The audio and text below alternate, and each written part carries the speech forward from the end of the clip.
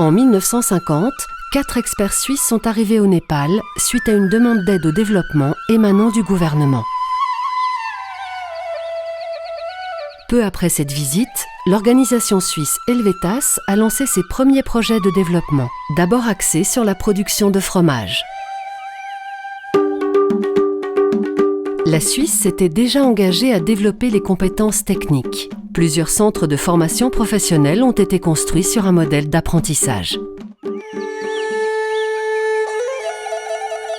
Le manque de routes praticables est un obstacle majeur au développement économique et à l'inclusion sociale.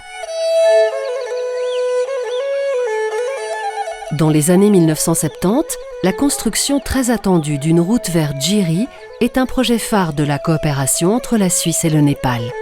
Longue de 110 km, la route dessert la région à l'ouest de la capitale Katmandou. Grâce à ce projet, la Suisse a contribué à améliorer la vie de centaines de milliers de villageois pauvres et marginalisés. Elle a créé des emplois pendant la construction, réduit le sentiment d'isolement et ouvert l'accès aux services de base comme la santé et l'éducation.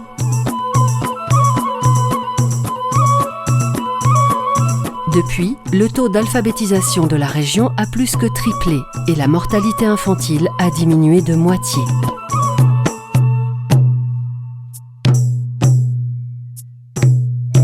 La construction de la route était la clé de voûte d'un projet de développement intégré des collines.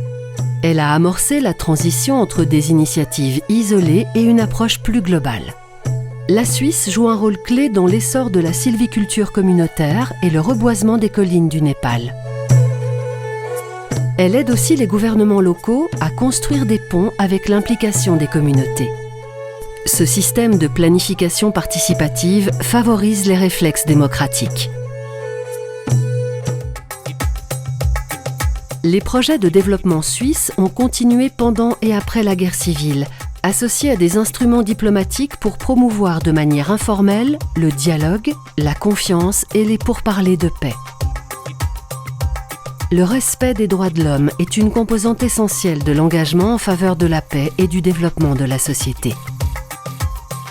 C'est pourquoi la Suisse soutient la Commission nationale des droits de l'homme du Népal, qui œuvre à la protection et à la promotion de ces droits. Cet organisme indépendant s'emploie à révéler les violations des droits de l'homme, à confronter le gouvernement et à traduire les auteurs en justice. Il renforce aussi l'intégration des victimes de discrimination. Les femmes, les populations indigènes et les Dalits, un groupe ethnique de la caste la plus basse des intouchables. Plusieurs partenariats ont été conclus avec la société civile pour promouvoir les droits de l'homme, l'inclusion, la redevabilité et la transparence.